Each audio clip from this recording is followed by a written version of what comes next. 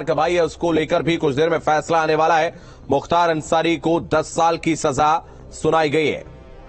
तो बड़ी खबर आपको बता रहे, अफजाल जो कि मुख्तार का भाई है, सांसद भी है, उसको लेकर निर्णय आएगा और अगर 2 साल से ज्यादा की सजा होती है अफजाल को तो संसद की सदस्यता भी जा सकती है।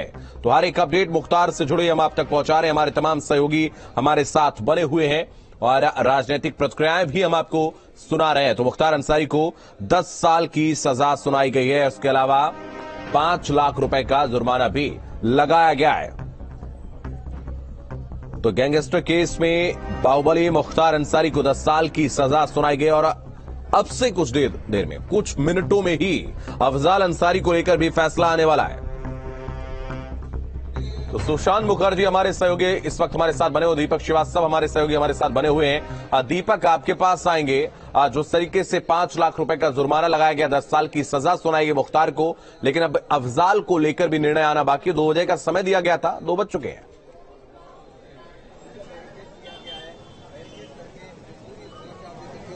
बिल्कुल, कुछ मिनटों का अगर कहें तो अब वक्त रह गया है। 2 बजे का वक्त था जज को जब अपना फैसला सुनाना था और माना जा रहा है कि कुछ मिनटों में अब ये फैसला यहाँ पे आ जाएगा एमपी एमएलए कोर्ट में गाजीपुर के कि अफजाल अंसारी का क्या होगा। क्या संसद सदस्यता बची रहेगी? क्या वो आने वाले 6 सालों में चुनाव लड़ पाएंगे या नहीं लड़ पाएंगे? क्या यहाँ इस एमपी एमएलए कोर्ट से वो घर जाएंगे या फिर यहाँ से जेल जाएंगे? ये सारा कुछ अब से कुछ मिनटों में यहाँ पे शुभम साफ हो जाएगा। जिस तरह से मुख्तार अंसारी को आज यहाँ पे एमपी एमएलए कोर्ट ने सजा सुनाई है, उस सजा के इंतजार गाजीपुर के तमाम लोगों को था। सुबह से लोग यहाँ पे आकर के ये पूछ रहे थे कि आज सजा का क्या हुआ।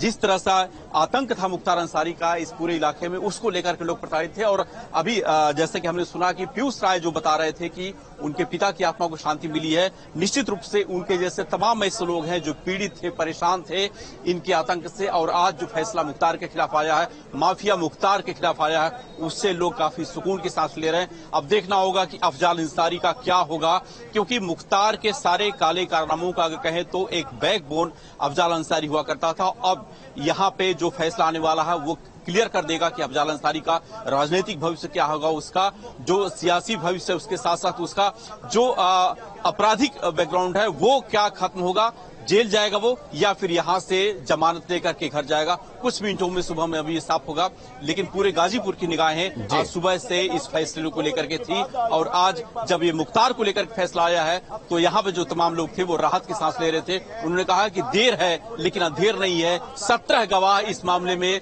2007 से लेकर के 2023 तक इन्होंने अपनी गवाही दी। तमाम ऐसे गवाह थे जो कोर्ट तक पहुंच नहीं पाए, उन्हें रास्ते में ही या तो प्रलोभन के जरिए या फिर उनको डरा धमका कर या फिर उनको मारकर इस पूरे मामले से हटाने की कोशिश की गई थी।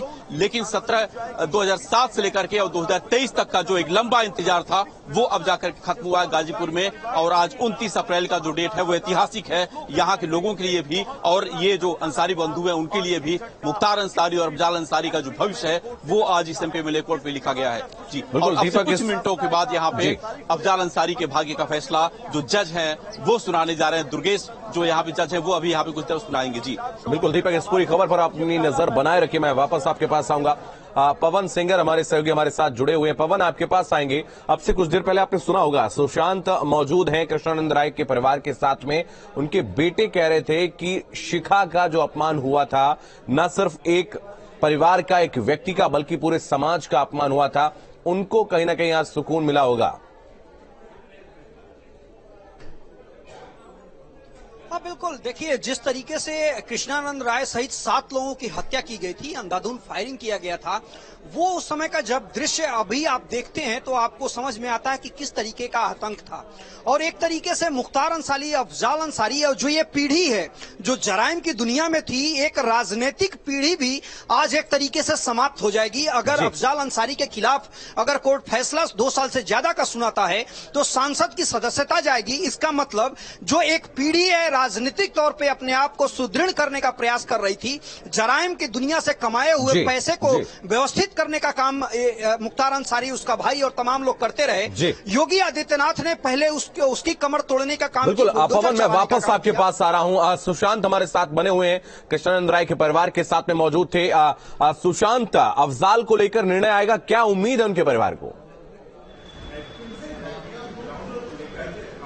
देखिए, अभी मेरी बात हुई पीयूष राय से, उन्होंने सबसे पहले हमसे ही बात की और उन्होंने बताया कि उनका जो इंतजार था 18 साल पुराना है और मुख्तार अंसारी पर फैसला आया है और उन्हें पूरी उम्मीद है न्यायपालिका से कि न्यायपालिका न्याय करेगी और अफजाल अंसारी पर भी फैसला जो है वो उनके पक्ष में ही आएगा। क्योंकि जिस तरीके से अगर आप पूरी तरीके से देखें तो जिस तरीके से मुख्तार अंसारी को सजा हुई है वो 10 साल की सजा हुई है, 5 लाख जुर्माना हुआ है। उसमें 2 केसेस हैं। पहला ये है कि जो नंद किशोर रुंगटा जो व्यापारी का अपहरण था, कोयला व्यापारी का अपहरण हुआ था वाराणसी से और उसका अपहरण करने वाला उस्मान उर्फ बाबू था। बताया जाता है कि मुख्तार अंसारी को चुनाव लड़ना था और उसने 3 करोड़ की मांग की थी। इसकी पहली खेप 1 करोड़ रुपए दे दी गई थी, पर उस्मान उर्फ बाबू कोयला व्यापारी बनकर आता है और नंद किशोर रुंगटा को अपनी गाड़ी में बैठाता है और चाय पिलाता है और चाय में नशीली दवा रहती है और वो अपना सुध बुध खो बैठते हैं और उसके बाद उनका।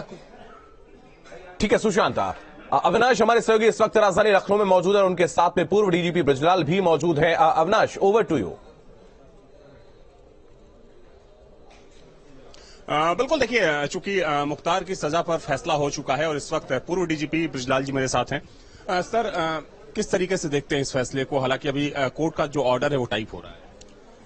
ऐसा है, इस सजा का स्वागत करूं और ये स्वागत इसलिए करता हूं कि आज जो तमाम लोगों को मुख्तार अंसारी ने सताया, हत्याएं की और उनका परिवार न्याय से वंचित रहा, चाहे वो कृष्णानंद राय का परिवार हो, अवधेश राय का परिवार हो, रमेश राय राजेश राय का परिवार हो, रुंगटा जी का परिवार हो, टुनटुन राय का परिवार हो, सचिदानंद राय का परिवार हो, ये जितने हत्याएं मुख्तार अंसारी ने की उस परिवार के घावों पर मरहम लगेगा। और सबसे बड़ा इस सजा का जो महत्व है वो महत्व ये है कि जब सजा हो जाती है तो दोबारा ये माननीय नहीं बन सकते, चुनाव नहीं लड़ सकते। मुख्तार अंसारी को 4थी सजा है। अब देखिए, इनके बड़े भाई अफजाल सांसद हैं, उनको क्या सजा होती है, लेकिन ये शुरुआत है।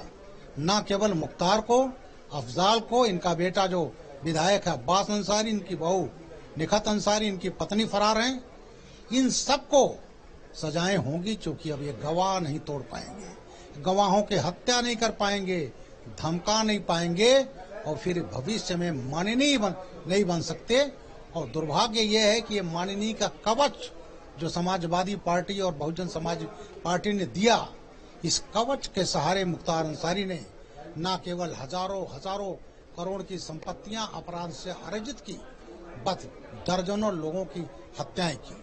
अगर ये कवच ना होता तो चाहे कितना बड़ा अपराधी हो, श्री प्रकाश शुक्ला जैसे अपराधी हो, 4-5 साल 7 साल से ज्यादा नहीं चलते, चंबल के गैंग नहीं चले। लेकिन ये जो माननीय का एक कवच दे दिया गया था, इससे मुझे दशकों तक अपराध करते रहे। आज ये सजा होने पर जो योगी आदित्यनाथ की सरकार की मंशा है कि फास्ट ट्रैक कोर्ट पर इन लोगों को सजा करा दो, जिससे भविष्य में माननीय न बन पाए। और जहां तक बुलडोजर की बात है, इनके अवैध निर्माणों पर, इनकी अवैध संपत्तियों पर और साथ साथ इनकी संपत्तियों की जब्ती पर यह कार्रवाई चलती रहेगी। कृष्णानंद राय की हत्या में दोनों ही भाई बरी हो गए थे, अफजाल और मुख्तार अंसारी। उसी में गैंगस्टर एक्ट के तहत जो कार्रवाई हुई थी, मुकदमा दर्ज हुआ, इसको किस तरीके से देखते हैं? क्योंकि एक दौर वो भी था जब गवाह बदल जाते थे, गवाहों की मौत हो जाती थी, और उसी मामले में गैंगस्टर एक्ट में जो मुकदमा दर्ज हुआ उसमें ये कृष्णानंद राय की हत्या बड़ी विभत्स थी और इस हत्या की शुरुआत हुई थी जनवरी 2004, जब मुख्तार लाइट मशीन गन लाया था कृष्णानंद राय को मारने के लिए। लाइट मशीन गन जो 550 गोली पर मिनट फायर करती है, 500 गज की रेंज है, उसमें डीएसपी शैलेंद्र सिंह ने बरामद किया था। मुन्नर यादव, बाबूलाल यादव को गिरफ्तार किया था, पोटा का मुकदमा कायम किया था। माननीय मुलायम सिंह जी मुख्यमंत्री होते थे, उन्होंने मुन्नर यादव, बाबूलाल यादव को प्रोसिक्यूशन सैंक्शन दिया, 10-10 साल की सजा हुई।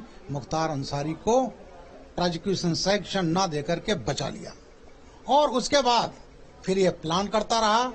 अक्टूबर 2005 में मऊ का दंगा, इसने जिप्सी पर चढ़ के दंगे को भड़काया और उसके बाद अक्टूबर 2005 में ये मान मुरव्वत हुई जब समाजवादी पार्टी की कि भैया बड़ी छिछलेदर हो रही है, जेल चले जाओ, तो वे जेल गए और वहीं से कृष्णानंद राय की हत्या की ताना बाना बुना गया।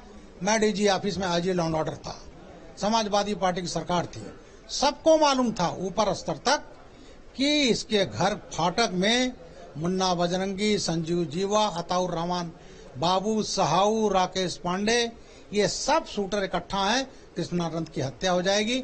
लेकिन एसपी जो थे, बिल्कुल अविनाश, मैं वापस आऊंगा आपके पास। हमारे साथ हमारे सहयोगी जुड़े हुए हैं, दीपक, उनका रुख करेंगे। दीपक, अफजाल अंसारी को लेकर निर्णय आने वाला है। 16 साल के बाद यह हिसाब किताब होना बाकी है, और जैसे ही मुख्तार को लेकर निर्णय आया उसके बाद कहीं ना कहीं सुर्खियों में यह खबर दौड़ गई, और हर कोई अब इंतजार कर रहा है कि अफजाल को लेकर क्या निर्णय आएगा, क्या सदस्यता जाएगी या क्या होगा।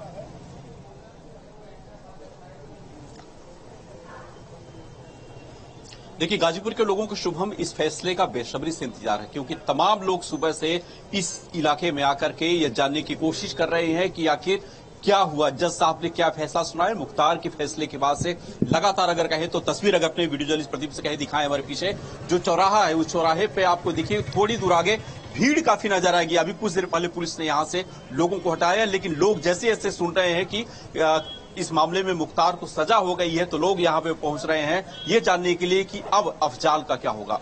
और जिस तरह से इंतजार पूरे गाजीपुर के लोगों को था, क्योंकि एक दो नहीं बल्कि सैकड़ों लोग इन अंसारी ब्रदर्स के आतंक से पीड़ित थे, तो हर कोई अब जानने की कोशिश कर रहा है कि इस मामले में सजा क्या हुई। क्या मुख्तार के साथ साथ अफजाल भी जेल जाएंगे, क्या उनकी संसद सदस्यता रहेगी, बचेगी, क्या वो अब आगे चुनाव लड़ेंगे या नहीं लड़ पाएंगे। तमाम लोगों के मन में उत्सुकताएं हैं, और ये उत्सुकताएं अब से कुछ देर बाद जब जज यहां पे अपना फैसला सुनाएंगे अफजाल अंसारी को लेकर के, तब जाकर के शांत होगी। क्योंकि हर किसी की निगाहें 1 तारीख से, जब से जज ने यहां पे अपना फैसला सुरक्षित रखा था, 15 अप्रैल का जो पहला डेट दिया था, उस 15 अप्रैल को भी ये जो चौराहा है पूरा भरा हुआ था, और उस समय सुरक्षा व्यवस्था इतनी चाक चौबंद नहीं थी। जहां पे आज हम यहाँ पे बैरिकेडिंग आज जो की गई है, ये बैरिकेडिंग यहाँ पे नहीं थी, लोग आराम से आगे तक पहुंच सकते थे। लेकिन अतीक की हत्या के बाद से जिस तरह से सुरक्षा व्यवस्था पूरे प्रदेश में बढ़ाई गई है, उसको देखते हुए यहाँ पे इस चौराहे पे ही बैरिकेडिंग कर दी गई है। आम लोगों को यहाँ से पीछे रखा गया है। यहाँ से अब आगे सिर्फ जो है पुलिस वाले या फिर जो न्याय इस कोर्ट से जुड़े हुए लोग हैं वो सिर्फ जा रहे हैं। तो जाहिर सी बात है हर कोई जो गाजीपुर का है वो जानने की कोशिश कर रहा है कि आखिर क्या फैसला हुआ। मुख्तार के फैसले के बाद से ये जो पूरा इलाका है, यहाँ पे देखिए आपको आरएफ भी यहाँ पे नजर आएगा जो उतर चुका है। सुबह से जिस तरह से यहाँ पे आरएफ की टीम लगाई गई थी, पीएससी की टीम लगाई गई थी, एसटीएफ की टीम लगाई गई थी, यूपी पुलिस के यहाँ पर सैकड़ों जवान मौजूद थे, वो अब धीरे धीरे जो सरगर्मी है और बढ़ती जा रही, क्योंकि 2 बजे का जो वक्त था वो पूरा हो चुका है। कुछ मिनटों में अगर कहें तो फैसला आने वाला है। तो ऐसे में हर किसी की निगाहें, हर किसी के कान ये सुनने के लिए यहाँ पे अब बेसब्र है कि क्या फैसला आ रहा है। उनके सांसद को क्या जेल जाना पड़ेगा या फिर वो यहीं से इसी एमपी एमएलए कोर्ट से, अगर उनको 2 साल से नीचे की सजा होती है और कोर्ट से अगर जमानत मिलती है तो घर जाएंगे। बेसब्री से सबकी निगाहें यहाँ पे इस कोर्ट के बाहर लगी हुई है। हम भी इंतजार कर रहे हैं कि कब इस मामले का फैसला आए और हम अपने दर्शकों तक पहुंचा। लगातार सुबह से जिस तरह से मजिस्ट्रेट इस मामले को लेकर के कवरेज कर रहा है, हर किसी की निगाहें इस कवरेज के साथ साथ इस फैसले पे भी है शुभम। और अब से कुछ मिनटों में अगर कहें तो जज यहाँ पे जो है एमपी एमएलए कोर्ट के, वो ये फैसला अभी देने जा रहे हैं, जिसको लेकर के इस पूरे इलाके में अब तक जो एक अगर कहें तो थोड़ा सा यहाँ पे माहौल हल्का था, शांत था, वो अब यहाँ पे देखिए हर तरफ आपको पुलिसकर्मी नजर आ रहे हैं। हर चौराहे पे आने जाने के लिए लोग जो आ रहे थे उनको रोक दिया गया। सिर्फ यहाँ पे मीडिया कर्मी आपको नजर आएंगे, आरएएफ के लोग नजर आएंगे, पुलिस के लोग नजर आएंगे, और बाकी कोई भी व्यक्ति जो यहाँ पे सामान्य नागरिक कोर्ट में आने की कोशिश कर रहा हो, यहीं से किनारे कर दिया जा रहा है। और जैसे ही फैसला आएगा बताया जा रहा है कि पूरा इलाका इसको खाली करा दिया जाएगा। बिल्कुल, आप नजर बनाए रखिए। पवन हमारे सहयोगी हमारे साथ लगातार बने हुए हैं। पवन, आपका रुख करेंगे। सवाल आपसे है कि जिस तरीके से अब अफजाल को लेकर निर्णय अब से कुछ देर में आ जाएगा, एक बड़ा मैसेज जनता के बीच जा रहा है कि जिस जीरो टॉलरेंस की नीति की बात मुख्यमंत्री तमाम मंचों से करते नजर आए हैं, वो जीरो टॉलरेंस वाकई में नजर भी आ रही है। हाँ, देखिए, खासतौर से अगर मुख्तार अंसारी है उसके परिवार के अगर आप बात करेंगे, हिस्ट्री की बात करेंगे, तो तकरीबन 2000 से पहले से ही मुख्तार अंसारी है उसका परिवार एक तरीके से गाजीपुर, मऊ, आजमगढ़ के क्षेत्र में जलजला कायम कर चुका था। चाहे कोयला व्यवसायी के अपहरण की बात हो, बनारस की बात हो, या तमाम सारे जराइम की दुनिया की बात हो, मुख्तार अंसारी खुद इन्वॉल्व रहता था। उसका भाई मैनेजमेंट करता था, और एक तरीके से अफजाल अपने आप को पढ़ा लिखा दिखा करके मुख्तार अंसारी के पीछे खड़ा होने का काम करता था। कृष्णानंद हत्याकांड में जिस तरीके से बृजलाल उस समय एडीजी उनके पास लॉ एंड ऑर्डर था और वे तरीके से पूरे व्यवस्था को बता रहे थे कि किस तरीके से मुलायम सिंह यादव की सरकार थी और मुख्तार अंसारी को वर्चस्व मिला हुआ था, वर्धस्त मिला हुआ था एक तरीके से पार्टी का और सरकार का। मुख्तार अंसारी खुली जिप्सी में मऊ में घूमने का काम किया, वहां पे लोगों को उकसाने का काम किया, दंगा हुआ, पीएससी लगाई गई और एक तरीके से देखा जाए तो कर्फ्यू कई दिनों तक लंबे समय तक वहां पे बना रहा। दबाव के बाद वो जेल गया और जेल जाने के बाद कृष्णानंद राय सहित 7 लोगों की हत्या की जो प्लानिंग थी, जिसमें अंधाधुंध फायरिंग की गई थी, जिसमें नाम आता है शैलेंद्र सिंह जिन्होंने कार्रवाई की थी, पोटा लगाने का काम किया था। उनका हश्र क्या है, उस समय पॉलिटिकल जो सिनारियो था उसकी वजह से उनकी स्थिति इतनी खराब हुई कि उनको अपने पद से इस्तीफा देना पड़ा। उनके ऊपर तमाम सारे चार्जेस लगाए गए, तमाम सारी बातें कही गई। ये रसूख था मुख्तार अंसारी का। मुख्तार अंसारी बड़े बड़े लोगों के खिलाफ चुनाव लड़ने का काम किया, उसके भाई ने चुनाव लड़ने का काम किया और वहां के जो लोग थे वो एक तरीके से बूथ से वोट गिनवाने का काम करता था मुख्तार अंसारी। यानी जिस बूथ से कम वोट मिलते थे वहां पे चिन्हित करके परेशान करने का काम करता था। उसका नतीजा ये होता था कि कोई जो बूथ होता था वहां के जो लोग होते थे डर के कारण उसको वोट देने का काम करते थे कि आने वाले समय में उनको परेशान न किया जाए।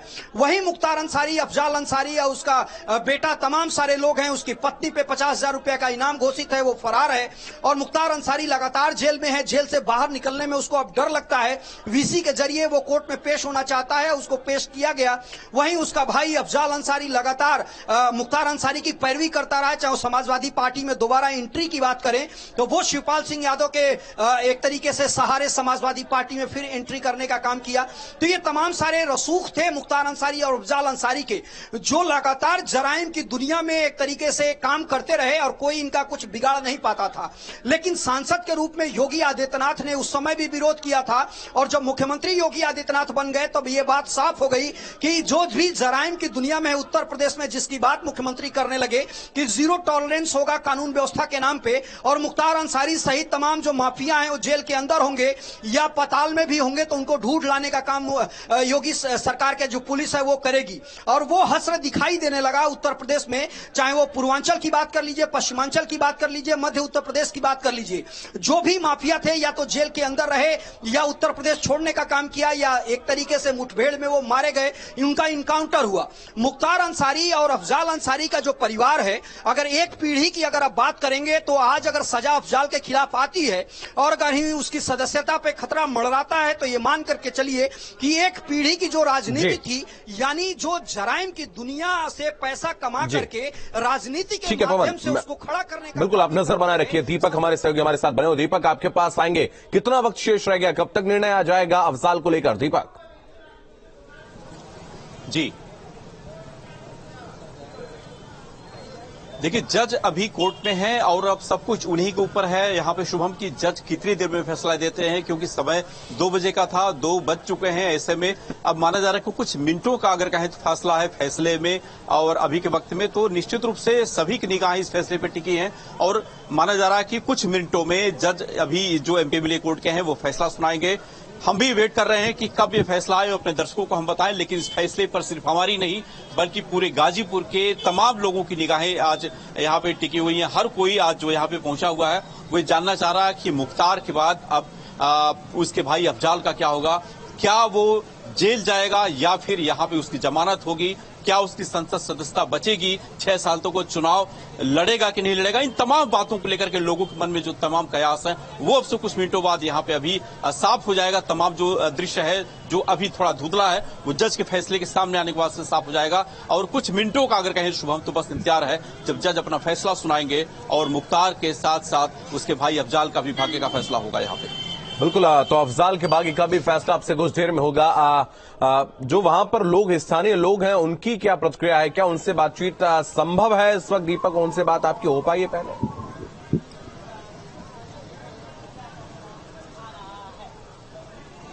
देखिए फिलहाल अभी शुभम यहाँ पे आसपास जो तमाम लोग अभी कुछ देर पहले नजर आ रहे थे उनको हटा दिया गया है, क्योंकि फैसला आने वाला है। ऐसे में किसी तरह का कोई रिस्क पुलिस नहीं लेना चाहती और ये जो तमाम चौराहा है इसको खाली करा दिया गया है। और ये इलाका जहां पे हम इसमें मौजूद है, यही सामने जो रास्ता है वो कोर्ट है हमारे पीछे। अगर हम आपको तस्वीर दिखाएं तो ये बैरिकेडिंग के आगे आप जो जगह देख रहे हैं जहां पे पुलिस की गाड़ियां खड़ी हैं, उसी के बगल में एमपीएमएलए कोर्ट है और यहां से महज 200 मीटर की दूरी पे कोर्ट है। तो ऐसे में ये पूरा इलाका यहां से क्लियर करा दिया गया है। आम लोगों को यहां पे नहीं आने दिया जा रहा, सिर्फ वकील और पुलिस ही यहां पे अंदर से बाहर आ रहे हैं या बाहर से अंदर जा रहे हैं। तो ऐसे में आम लोगों का भी कुछ देर तक, जब तक फैसला नहीं आता तब तक यहां पे आने से रोक दिया गया है। लेकिन जितना सुबह से लोग इंतजार कर रहे हैं, हमारी तमाम लोगों से सुबह बात हुई शुभम, हर कोई ये जानना चाह रहा है कि मुख्तार जो माफिया मुख्तार था जिसने लोगों का जीना हराम कर रखा था, इस गाजीपुर में तमाम लोगों की जमीनों पर अवैध रूप से कब्जा कर रखा था, अपना जो आतंक